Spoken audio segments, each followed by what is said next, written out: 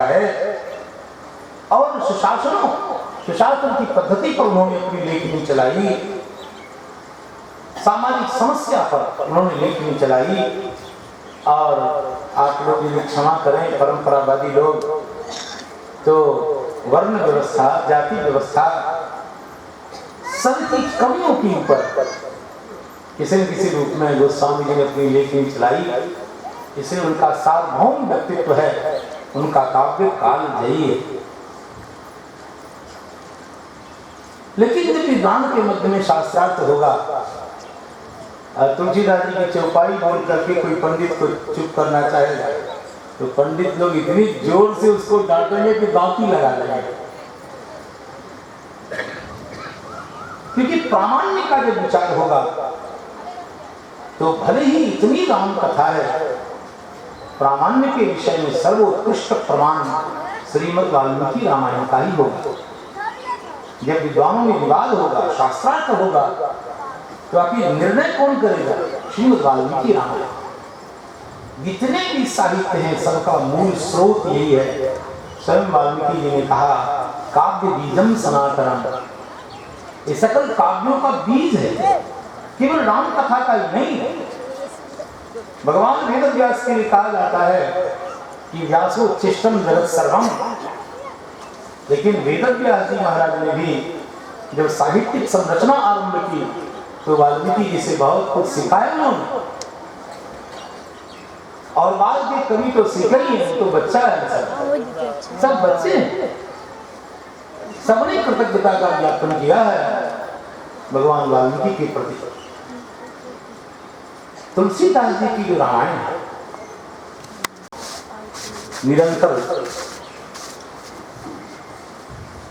यत्नशील है मानवता के वितरण में, मानवता को जीवन देने में।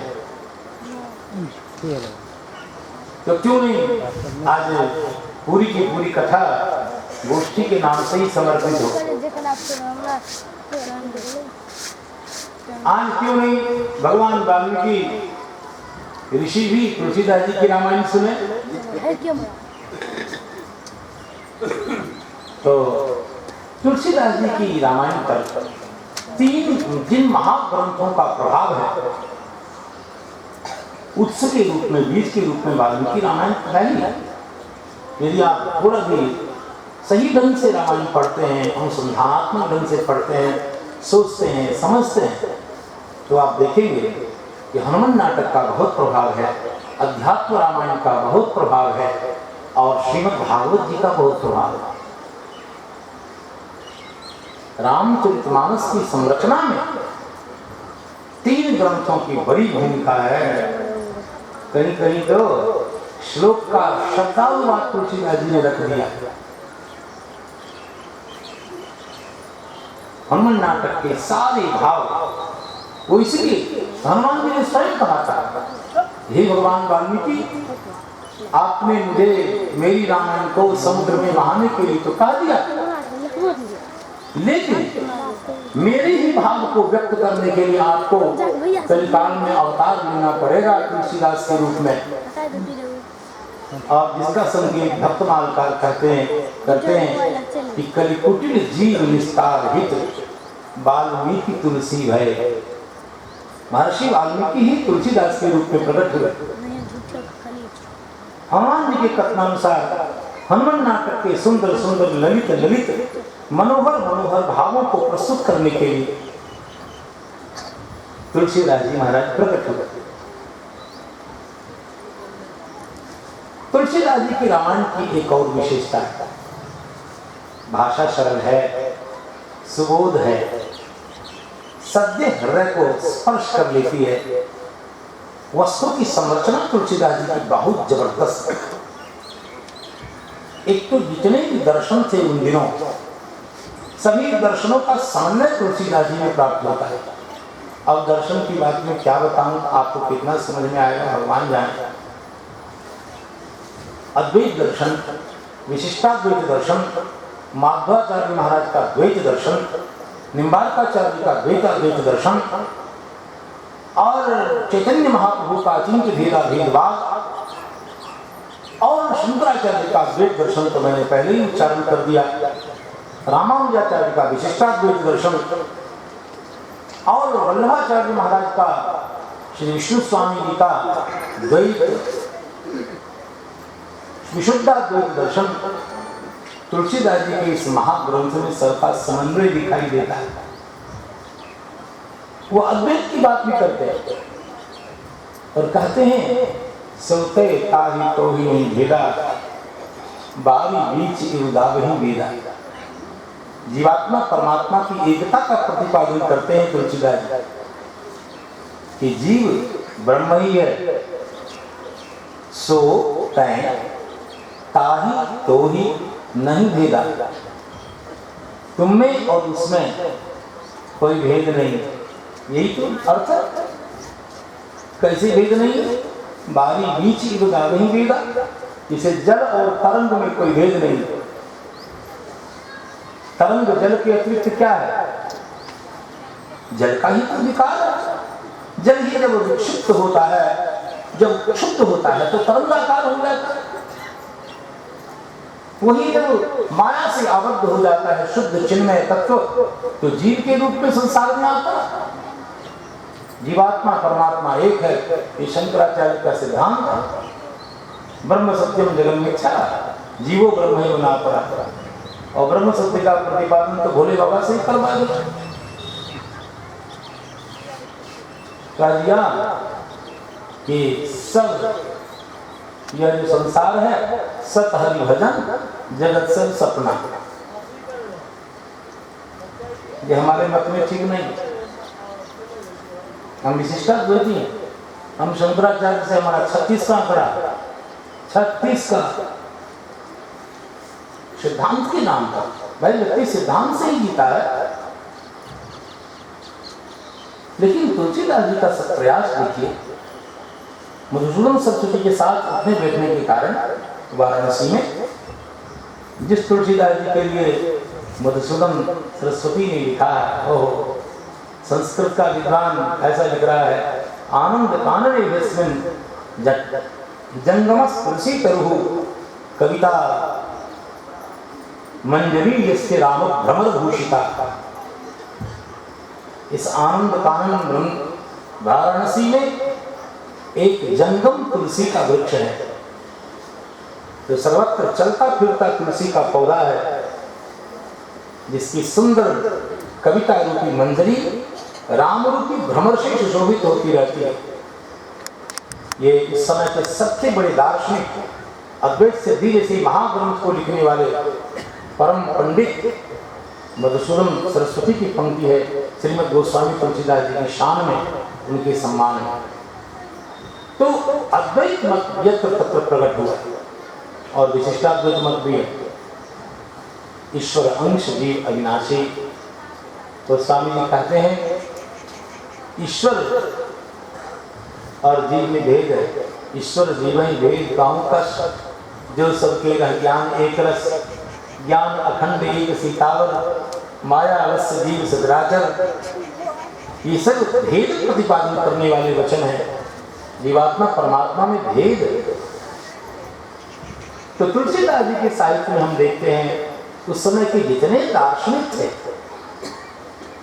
सबके सिद्धांतों का समन्वय, इसमें महाप्रयास स्वामी जी महाराज, और बड़ी सिद्धि मिली। शैव और वैष्णव आपस में झगड़ रहे थे, हद हो गई।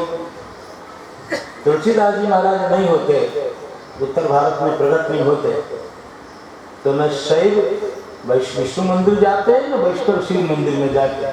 जो दक्षिण भारत की गंदगी है यहाँ भी आ जाए। लेकिन तुलसीदास जी की बुद्धिमत्ता ने, रचना के चमत्कार में, वस्तु संयोजन में, कथा के व्यवस्थापन के क्रम में ऐसा अद्भुत चमत्कार किया कि हम लोग आज एक साथ सब बैठते हैं, गिरते हैं, जुलते हैं, मिलते हैं। शिव जी के मंदिर में राम कथा, राम जी के मंदिर में शिव पुराण की कथा। ये जो समन्वय है, समाज को जो दिया है, तुलसीदास जी महाराज ने दिया। समन्वय की विराट चेष्टा ही रामचरितमानस।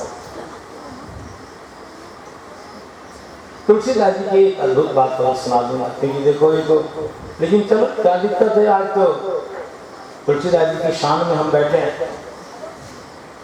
आप यूँ मानिए कभी वाल्मीकि रामायण की कथा हो ही नहीं रही, गोष्ठी ही क्योंकि लंबी हो गई, गोष्ठी कुछ लंबी हो गई, आरती के बाद भी थोड़ी लंबी हो गई गोष्ठी, यूँ मान लीजिए आप।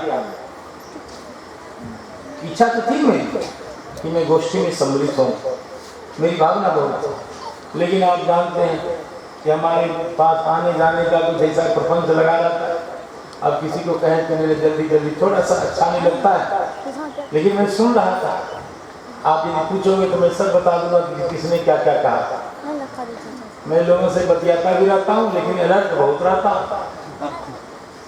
मैं जानता हूँ कि ये सब दुनियादारी की बात कर रहे हैं, मैं केवल सिर झुलाता रहता हूँ, सुनता किसी की बात नहीं, किसी की बात नहीं। बोलने, अब इनका काम है बोलना, बोलने जैसा किए हम वैसा पा रहे हैं, जैसे सीखा रहे। हम कहे कि डिस्टर्ब करें भगवान के काम में, काहे हम हाथ डालें।